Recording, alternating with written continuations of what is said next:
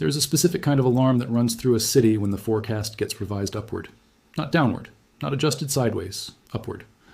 When the meteorologists who issued a warning yesterday come back today and say the number they gave you was not high enough, and that what is actually coming is worse than they initially said, that is the moment when a heat wave stops being an inconvenience and starts becoming a citywide emergency. That moment happened in London this week. The Met Office, which had already placed the capital under an amber heat health alert, upgraded its maximum temperature prediction for London in a revision that sent the London Evening Standard's weather coverage viral and pushed the story onto the front pages of outlets that rarely lead with British weather forecasts. The revised figure was not 32 degrees. It was not 33. It was 35 degrees Celsius, and some model runs were showing 36 in May, in a city that was built brick by brick for a climate that no longer exists. To understand why a forecast upgrade carries the weight that this one did, you need to understand how the Met Office's forecasting system works, and what it means when it revises a prediction upward mid-event.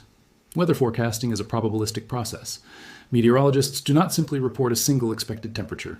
They run ensemble models, hundreds of separate simulations of the atmosphere using slightly different starting conditions, and derive a range of probable outcomes. When a forecast is issued publicly, it typically represents the central estimate from those runs with confidence bands around it. An upgrade to the maximum prediction happens when new data, fresh, radiosonde balloon readings, updated satellite imagery, revised measurements of the atmospheric boundary layer above the heat source, shifts the ensemble toward the warmer end of the range. It means the atmosphere is behaving more extremely than initial modeling suggested, and in this case, it meant London was going to be hotter than anyone predicted when the heat wave first appeared on forecast charts a week earlier. The sequence of events that produced the upgrade unfolded with remarkable speed. On Saturday, the 23rd of May, temperatures in London reached 29 degrees Celsius, warm for May, enough to fill parks and empty supermarket shelves of ice cream, but within the range of what a strong spring high-pressure system can deliver. By Sunday, the 24th, the city had reached 32.3 degrees at Kew Gardens, the hottest May day in 79 years, and already an event that put the Met Office on high alert. The forecast for Monday the 25th was upgraded during Sunday afternoon, with new model output showing that the continental heat plume arriving from North Africa via Spain and France was both deeper and warmer than earlier runs had captured. The revised maximum for London was pushed first to 34 degrees, then to 34 to 35 degrees, then to a range that included 35 to 36 degrees in the most extreme ensemble members.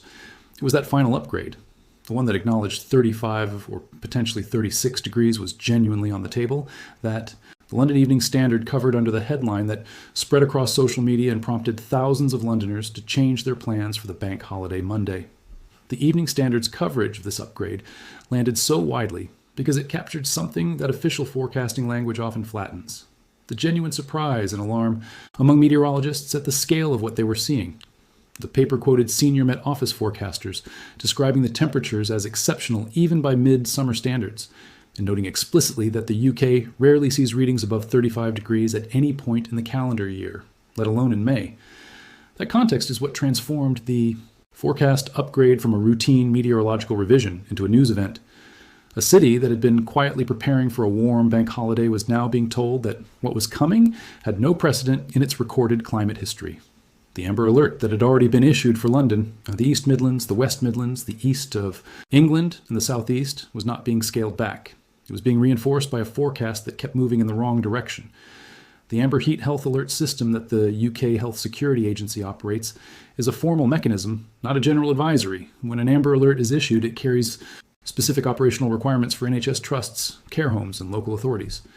An Amber Alert signals that significant impacts are likely across health and social care services, a rise in deaths, particularly among those aged 65 and over or with pre-existing conditions, a likely increase in demand for health services, the risk that internal temperatures in hospitals and care homes will exceed clinical threshold recommendations, and a threat to the workforce's ability to deliver services as staff themselves become heat-stressed. These are not hypothetical risks listed for completeness.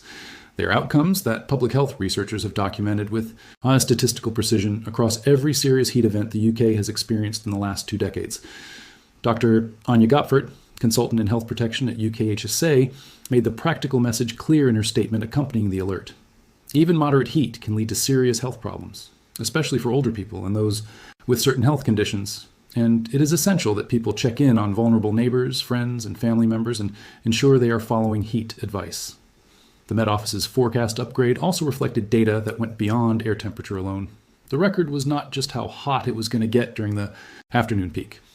It was how hot it was going to stay overnight. London recorded what meteorologists call a tropical night during the event, a night during which the temperature at no point dropped below 20 degrees Celsius. Kenley Airfield in outer South London recorded a minimum overnight temperature of 21.3 degrees during the heatwave peak, setting a new UK record for the highest daily minimum temperature in May. That figure matters enormously for public health. The human body's ability to recover from heat stress is directly dependent on overnight cooling. Sleep itself, the physiological process of cellular repair, cardiovascular recovery, and thermoregulatory reset, requires a drop in core body temperature that the ambient environment must support. When indoor and outdoor temperatures remain above 20 degrees all night, the body cannot complete that recovery cycle.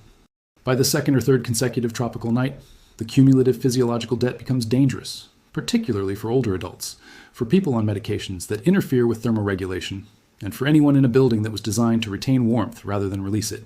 The urban geography of London amplifies every one of these risks.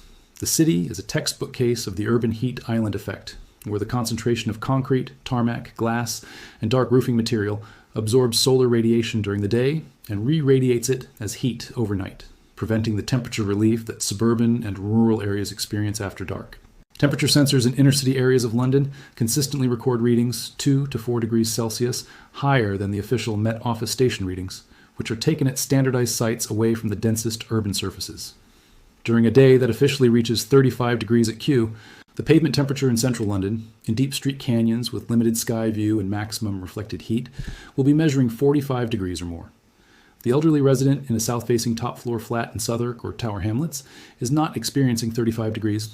They may be experiencing something closer to 40, and they almost certainly have no air conditioning because fewer than 5% of UK homes do.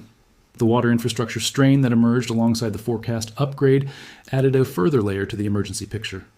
Southeast Water confirmed during the heat wave that approximately 500 properties across Kent and Sussex were experiencing water outages or critically low pressure. The company was distributing bottled water to affected households in 3 villages in Kent after the distribution network failed to sustain demand during the peak temperature period. This was not a dramatic infrastructure collapse. It was a relatively contained failure affecting a small number of properties. But it was a visible symptom of a broader vulnerability that water engineers have been documenting for years. The UK's water distribution network, like its housing stock and its railways, was designed and built for a climate that assumed demand peaks in the range that mid-20th. Century summers delivered.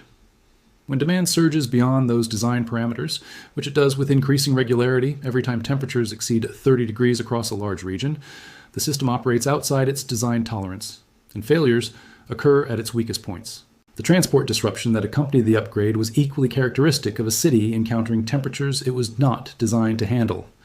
Network Rail imposed speed restrictions across multiple routes into London, including restrictions on high-speed lines, as track surface temperatures climbed above the thresholds at which buckling risk becomes a material safety concern. When air temperature reaches 35 degrees Celsius, exposed steel rail can reach 55 to 60 degrees at its surface. That is not theoretical. It was measured on tracks across London during the event, consistent with data recorded during every previous serious UK heat event.